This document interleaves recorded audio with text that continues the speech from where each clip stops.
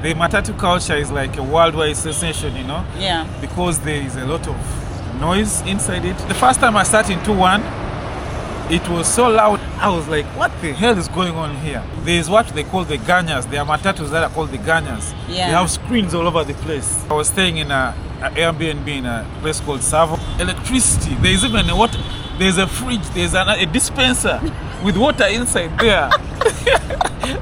Hey guys, how are you all doing? I hope you guys are doing amazing. As for me, I'm doing great, and I hope God is protecting each and every one of you. And today we are having a sit down. I hope you guys enjoy this video from beginning to the end. As you can see on my left, I'm not alone. I'm here with... My name is OJ and I'm a YouTuber, content creator. Yeah. And yeah, I'm here with Harriet. Today we are going to be talking about the culture shocks he faced as a Ugandan when he was in Nairobi, Kenya. First, I made sure before going out of Uganda, I made sure I traveled all over the country. Immediately I got done with like my university. Yeah. I literally traveled all over Uganda, you know. Oh wow, okay. Yeah, that's the first thing I did. Yeah. Before I started any kind of work or anything, you know. Yeah. So later on, after a few years, I've been always a person who's consuming content, you know. Oh wow. So when I watched this guy called Wodemaya, I was really inspired. Like I would watch this guy's videos, but not inspired to make content. Yeah. But just inspired by the stories he was telling. Yeah. You know. And being a content creator came about when I had a friend of mine I used to work with, because I'm a filmmaker, editor, so I was working at the company. Okay. You know, shooting, editing. Yeah. So a friend of mine used to shoot me. Isn't that weird? Like you're at work and there's some guy who every day is literally shooting you, like recording videos of you, and you don't know where he's even putting the videos. So one time I just started also creating videos. I'm like, if there's someone who says I'm interesting, let me try to do videos on myself. But yeah, it's a good thing to travel. Yeah. I like learning about different people's cultures. I like eating different people's food. Yeah. You know, just learning new languages. I'm actually multilingual, you know. I can speak a lot of languages. The first time I went to Kenya, literally, on the way, before we even got to Nairobi, you know, when it's morning, you wake up and you start seeing like places. So the first place we saw was like Nakuru. And I was like, hey, we're in Nairobi, you know. Only to realize they're telling us we are in Nakuru. I'm like, what? This place is so developed, man. The buildings are like look high. You know, the roads are nice. I'm like, dang, how come this is not the capital yet? And I thought maybe Nakuru is like so close to Nairobi. Only to realize we're like 4 hours to Nairobi. I'm like, damn, Kenya is just crazy developed, you know. So that's the thing that first blew my mind, to see that even the cities outside the capital are also like really well established, you know? Yeah, because Nakuru is also a city. There is Eldoret, Mombasa, all those ones are cities, but when you go in all those places, they're also developed. They are looking so good. Yeah. You like literally you can think that's their capital, because we're used to our Kampala. Kenyan cities all okay, the ones I've seen at least, but you know, have you been to Mombasa? Of course I've been to Mombasa, you know. Okay. But Mombasa is more of like an old town, you know. The vibes in Mombasa are different. Yeah. Nairobi is like fast-paced. Everyone is on a go. There are so many people. Yeah. It's crazy how there are so many people in Nairobi. I used to think there are so many people in Kampala. But when you get to Nairobi, especially downtown, you're like, my God, just knocking people. Just knocking people everywhere you go. Like, guys.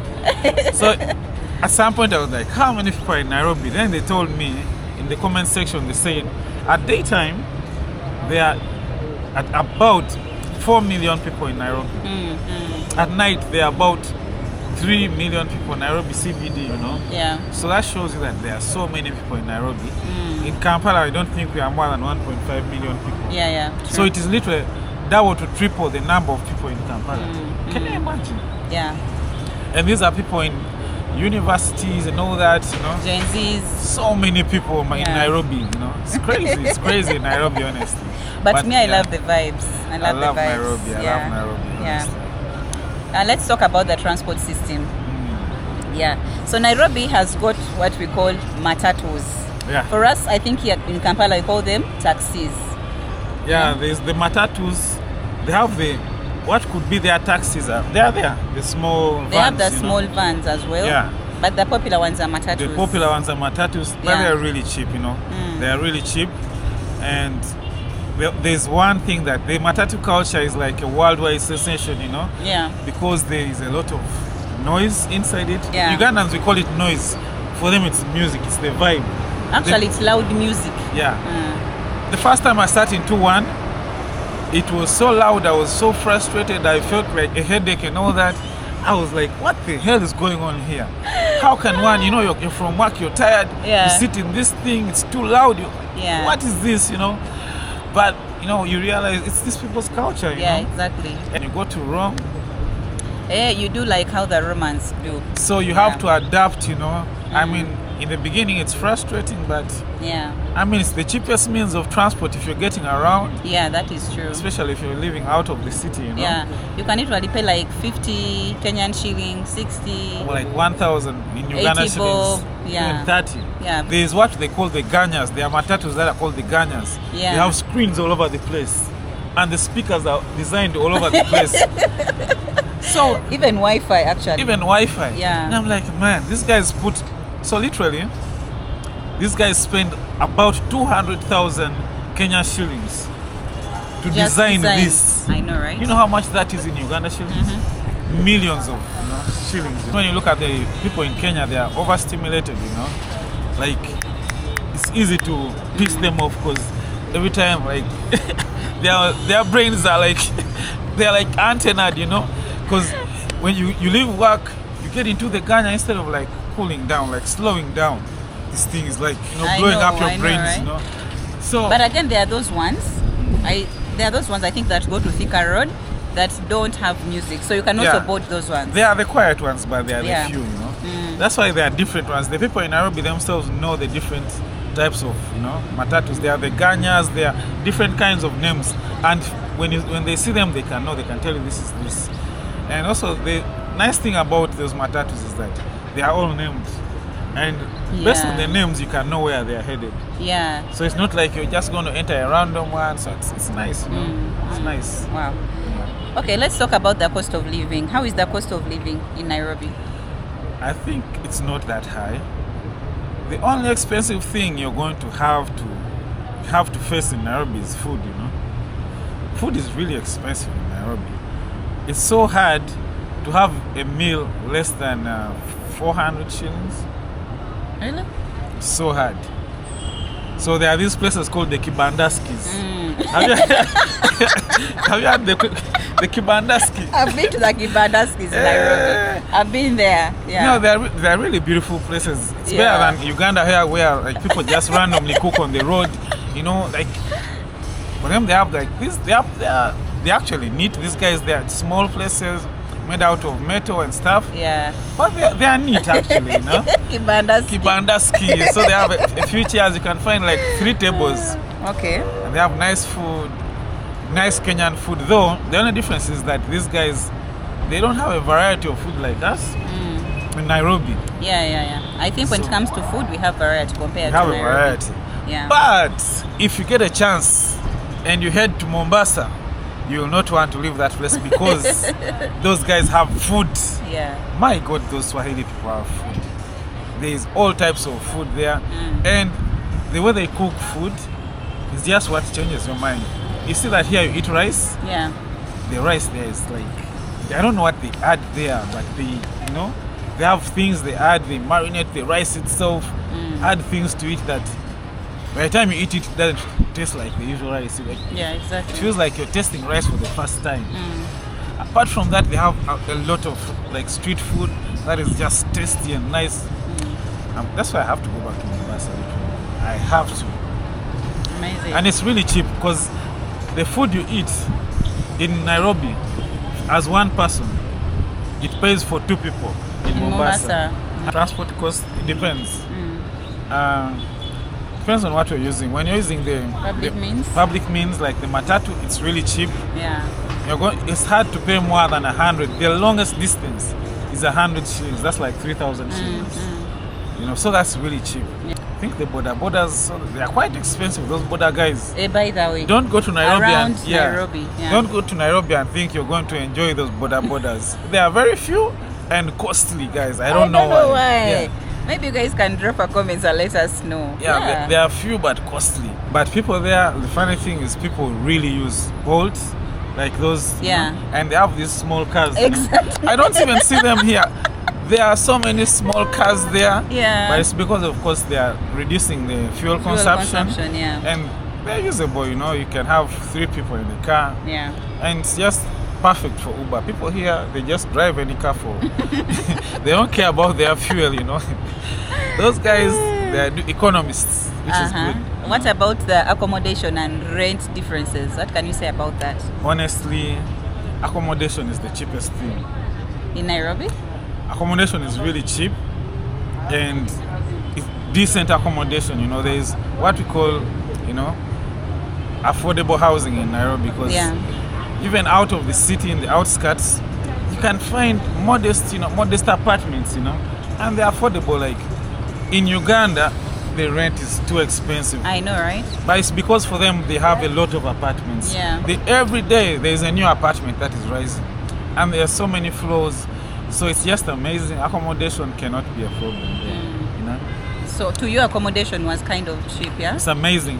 I was staying in a Airbnb in a place called Savo in Uganda. That if I'm to calculate, it was 1,500 Kenya shillings Per night?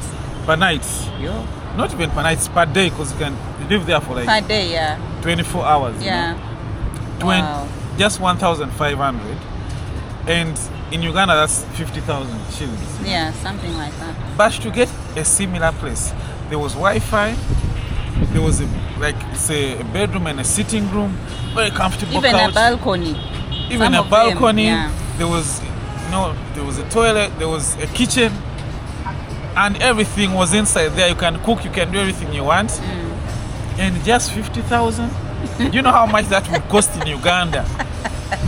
With Wi-Fi. I know. A You smart cannot screen. get a place here in Uganda with Wi-Fi at that amount. You Bro, cannot. electricity. There's even a water. There's a fridge. There's a dispenser with water inside there. At 50,000, guys. I was like, this guy's here. Yeah. In Uganda, that would be like 200,000 shillings. Wow. So you can see that Uganda is A little bit expensive, dangerous, yeah? you know. When it comes to accommodation. so it just makes you feel like you have to move to Nairobi, literally. But you balance in the food time, you know. Yeah. Though if you're a person who cooks your food, you're perfect. Do you feel like one day you would love to settle in Nairobi? Most definitely. As a content creator, I even advise people who are in like tech, bro, it's greener there, you know. Anyone in the digital world, that place is so fertile.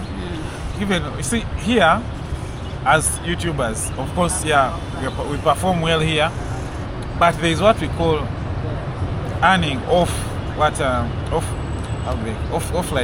AdSense, like deals, brand deals and all that. Endorsements. Remember, there are so many multinational companies there, big companies, and so they are out on the look for, like, you know, content creators. In other words, there is job opportunities, chances of job opportunities. You're going to earn a lot of money away from even Exactly. your AdSense, you know. So there are so many opportunities for people in the digital industry. You're doing forex, there are people to learn from there.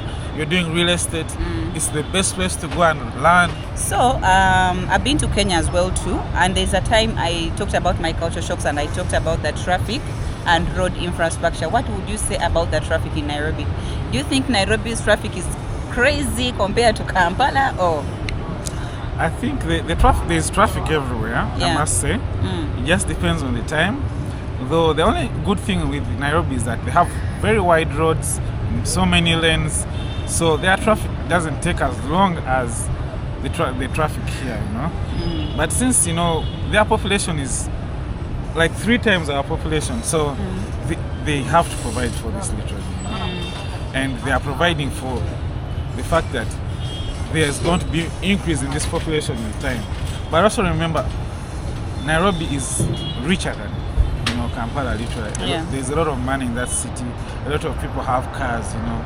So yeah, their traffic is crazy, but it's moving traffic. It's not like one that's going to stop for like 20 minutes or 30. No, it's like progressing, you know. What about when it comes to the road infrastructure? Oh, like I've said, their roads are wide, whether it's Like downtown or it's uptown. They are always building like those flyovers, you know. Like, and their roads get done quickly. Like, I'm like, guys, why can't we get these very guys who are building here and bring them to Kampala? Here, a road can be built for a full year. Like, what the hell, guys? These guys, they build their roads quickly, but yeah. But I love the fact that they have one of the biggest expressways, the Nairobi Expressway, Yeah, also there's the that road- Nairobi highways. Is that road going to Mombasa, you know? Can you Exactly. imagine? It's crazy. It goes also to, I think, Westlands. So let's talk about the cashless payments. Do you think we should bring that in Uganda? Most definitely, we need more cashless payments. Yeah. You know, these guys, even in their the matatus, you know, it would be an equivalent of their public transport. You don't need to pay cash. It was only like a few guys, for us Ugandans, who were paying cash. These I guys, know, right? they'll just pay, then they show the conductor their phones. Yeah. I'm like, what? What's going on? Like they just transact from their phones, Yeah, I was like, which this is is new, incredible. you know, this Yeah. is new. But I feel like that is one of the fastest ways Yeah. to do payments. This way, everyone is paying using, you know, Safari. It's called Safari M-Pesa. Yeah. You know, and cards. Of course, they are not yet paying with the cards on the matatus. Yeah. But elsewhere in the supermarket, You know, even you can pay a boda using M-Pesa. everyone. You go to the market, you buy like, let's say, tomato. Guys, me, I was shocked. You buy like food, you buy tomatoes, but you're still using M-Pesa. M-Pesa. Yo. Hey. But you know, like I think the whole world is in the progression to have more, you know, digital payments, digital transactions. Yeah. Even Uganda, we are on the way. We have you what know? we call mobile money, but we don't like, you know, We are not using it that much. Exactly. We are It's not only like using it M-Pesa. for sending money to people. someone. Yeah. But it's supposed to be used in payments, you know. Yeah. Of course, people are using it now, like places like bars. Yeah, There are merchant codes. Yeah. Restaurants, they're using merchant like codes. Momo Pay. Yeah. Yeah. But this should be something like even in a shop Exactly. where you're going to buy, you know, groceries. Mm. Just use it and show them, you know, the guy, okay, I've paid. you Yeah. know. So it should be more, you know, more mainstream. Mm. You know. So for us, it is more of cash, but for them, it is more of cashless. Yeah. Yeah. So, but I think we should bring that in Uganda. I always talk about this. But our cash looks better. The design of our money looks better. At least that we have that. At least that. At least we have that. Okay, let's talk about the language. Do you have any problems with language barrier there? Because you know, whenever you go to Kenya, actually I don't know, but in Uganda, most people used to tell me, how comes you live in Uganda and you don't know even how to speak Swahili? I'm like, guys, Swahili is not our national language. Kenya, that's their national language, you know? So someone tells me, you're a neighboring country, you should know how to speak Swahili. And I'm like, you guys, we're just trying. So how was it for you? So, personally, for me it wasn't a problem, you know. As a person who came up from Eastern Uganda, Yeah. we are close to the border, you know. Okay. So Swahili is literally a part of the languages we speak there. Okay. We speak Swahili in Eastern Uganda more than we speak Luganda, you know. So Really? for me it wasn't a problem. Wow. Honestly. So yeah, Harriet didn't know that I actually speak Swahili. You know? In Uganda, northeast, very good because we are bordering Kenya. Okay. Like we speak Swahili a lot, so. So it's you know not a some problem. Swahili? Of course. Okay, you can say something in Swahili here for the Kenyans. Wacha wewe.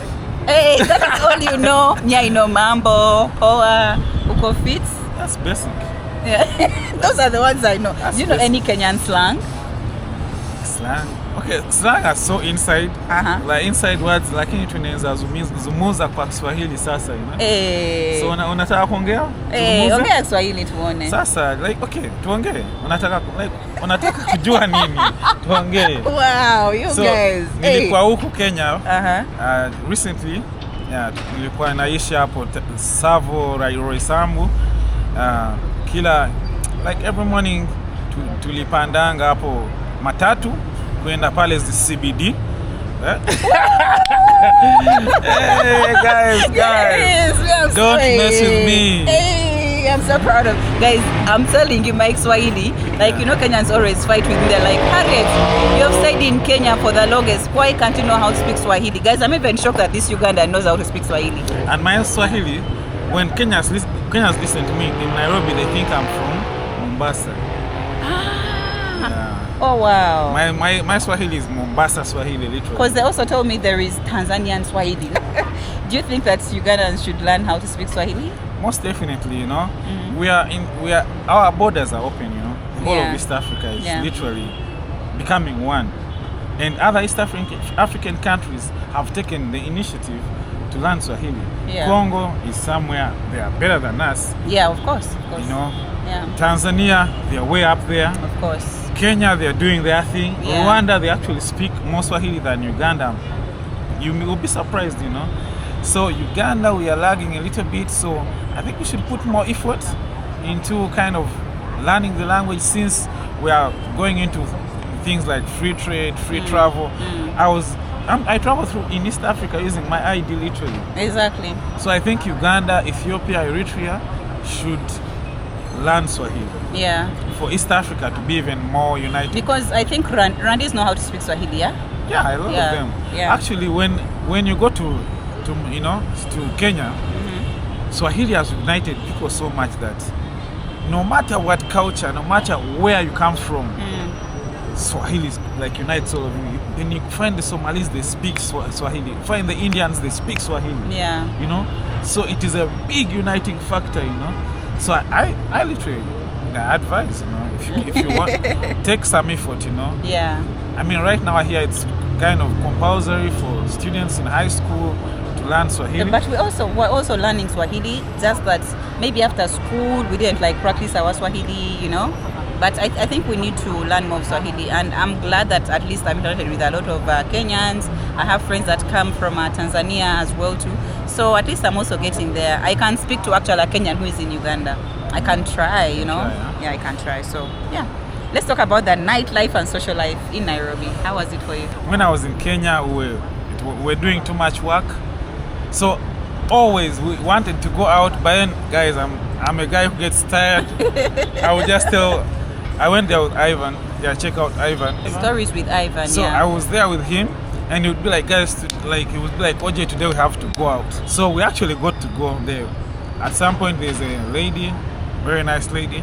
She invited us out to one of the most bougie places to go out to, rich kids only. Wow. Okay. Yeah, have you ever gone to the Alchemist? It was one of the popular places in Nairobi when it comes to nightlife. I went to Al Capone. Ooh. Al Capone. Okay. So we left that place. It's called it's a crazy name, something house. So we left there. It was like from a very rich neighborhood.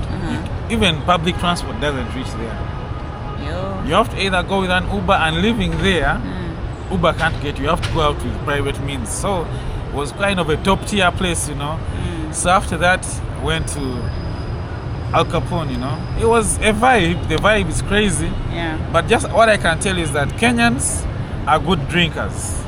They are good at drinking. Exactly. But Ugandans, we just have a vibe. We know how to party. We know how to be in a place and groove and make a place feel lively. Yeah, that is true. In the places I went to, most of these guys were just seated, you know, just drinking, you know. Yeah, most of them. I feel like when it comes to Nairobi and Kampala, I feel like, hey, Kampala, people don't sleep. You guys, people don't sleep here in Kampala. I'm telling you. It's just crazy. It's just crazy. They also party, you know. Yeah, they also party as well too. Yeah. And they spend a lot. I think they spend more in the bars than we do. Yeah. But just the vibe-wise, I think Kampala has a crazy vibe. Yeah. I think Nairobians are social. Yeah. They are the best. People in Kenya are really social, you know. From the time we left, we got off the bus. There were these guys who were just like talking to us, trying to, you know, get us to hire their Ubers, to, you know, get their accommodation spots and all that. And they were really nice folks, you know. So for me, being social, they are very, very hospitable folks, you know. Yeah. Very nice people. Exactly. Yeah, one love to Nairobi, one love to Kenyans, you know. Yeah. They're amazing guys, honestly. I don't think there was any incident where I was harassed by anyone. I can't even remember, you know. Yeah. No incident, especially in Nairobi. No incident, guys. I had a smooth sailing, whether it is in the matatu, whether it is at the apartments, whether it is in the CBD, and we are moving with cameras, literally.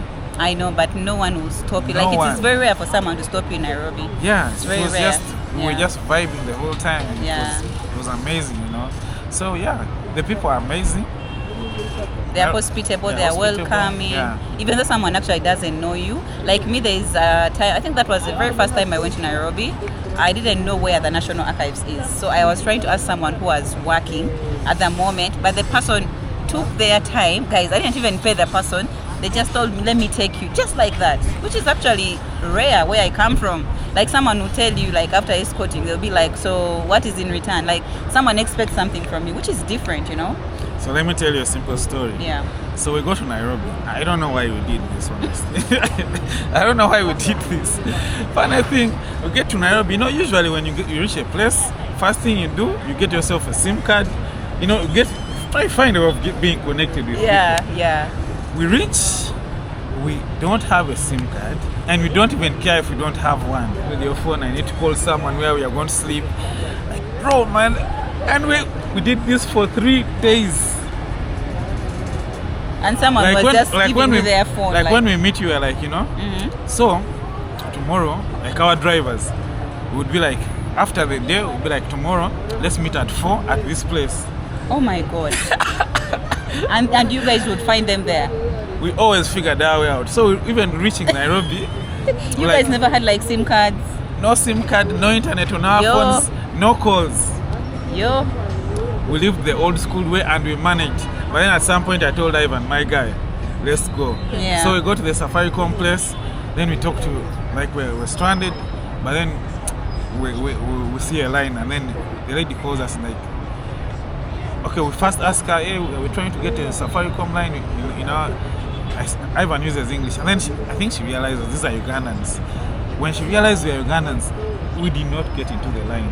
She just pulled us direct. Oh, that was nice. It was like a VIP treatment. I know, right? I think that is one thing that I also saw from Kenyans. Like, once they see that this person is a foreigner, the way they help you, like, very fast. Because they know you're vulnerable at that time. I know, right? You're vulnerable. You guys are so loving. Thank you so much for loving you. And you know they love Ugandans, like, so much. And the other thing, I thought that these guys, you know, they say, Nairobi is dangerous, they're going to steal from you, all that. Exactly. We were moving in public with, Ivan was using his phone, I was using my camera, and not in any time were we approached by any thief to steal our phone or do anything to us, not even taking our equipment in any way. Nothing. We were safe, man.